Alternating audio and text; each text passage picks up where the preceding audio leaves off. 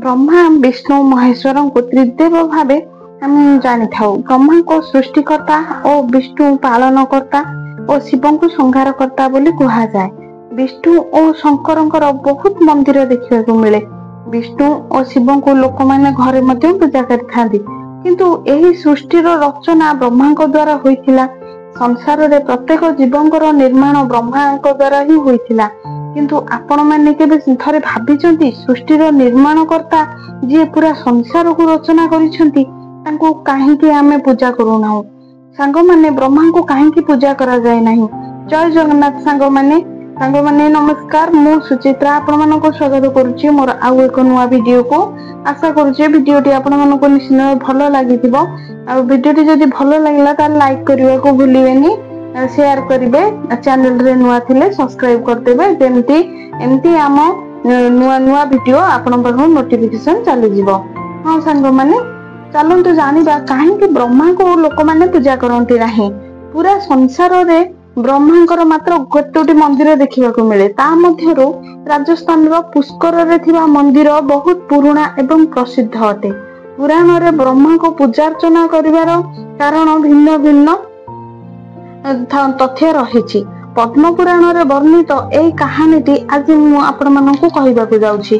ब्रह्मांकर सृष्टिर कल्याण पाई पृथ्वी पृष्ठ रे एक यज्ञ करिवार थिला। यज्ञ पाई स्थान निरूपण करिवा पाई से तांको हाथ रे थिबा पद्म फूल को पृथ्वी पृष्ठ को पठाइथिले।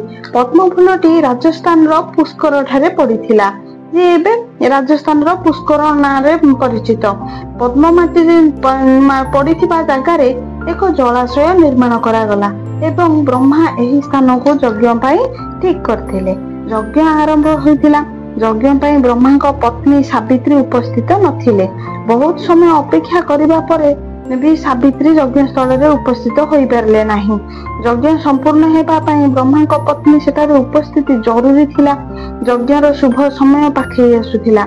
जदि यज्ञ ठीक समय रे होई न थांता किछि लाभ मिली पार न थांता। एथि पाई ब्रह्मा नंदिनी गाय को मुखरु गायत्री को उत्पन्न करिथिले ओ तांको विवाह करिथिले। यज्ञ रे बसिथिले।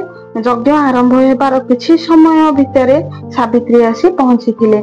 यज्ञ रे तांको जगह रे आउ जने स्त्री बसिथिबार देखि से अत्यंत क्रोधित हो जाइथिले एवं अभिशाप देइथिले जे संपूर्ण पृथ्वी रे तुमरो कोउठारे मध्य पूजा करा जिवो नाही। कोनोसी व्यक्ति पूजा समय रे तुमको मने पकेइबे नाही। सावित्रींकर एते क्रोधित रूप देखि समस्त देवादेवी डरि जाइथिले ओ सावित्री को अनुरोध करथिले जे से तांकर अभिशाप को फेरै नै जांतु। क्रोध शांत हैला परे सावित्री कहिथिले जे स्थान रे आपण यज्ञ करूथिले सेही स्थान रे ही आपण को केवल पूजा करा जिवो। सेही स्थान रे आपणकर पूजा पाइबो एवं मंदिर प्रतिष्ठा हेबो। सेथिरे राजस्थान रो पुष्कर ठारे ब्रह्मा पूजा पांती और सेही स्थान रे तांकर मंदिर प्रतिष्ठा करा जायछि। क्रोध शांत हेबा परे पाखरे थिबा रत्नगिरी पर्वत रे तपस्या लीन होई जाइथिले। कहा जाय सेठारे एबे से पूजा पाउछंती आ भक्त मानकर कल्याण करूछंती। एठाकू आसी विवाहित महिला माने निजर वैवाहिक जीवन सुखमय पाई प्रार्थना करिथांती। ब्रह्मांकर पुष्कर रे थिबा एही मंदिर बहुत प्रसिद्ध एवं पुरातन अटे।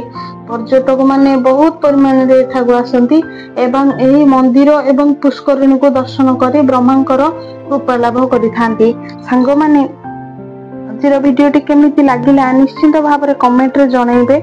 आ नुआ थिले निश्चित भाव में सब्सक्राइब करदेबे आ लाइक गोटे करदेबे। रहुची पुणी देखा आउ एक नुआ वीडियो रे।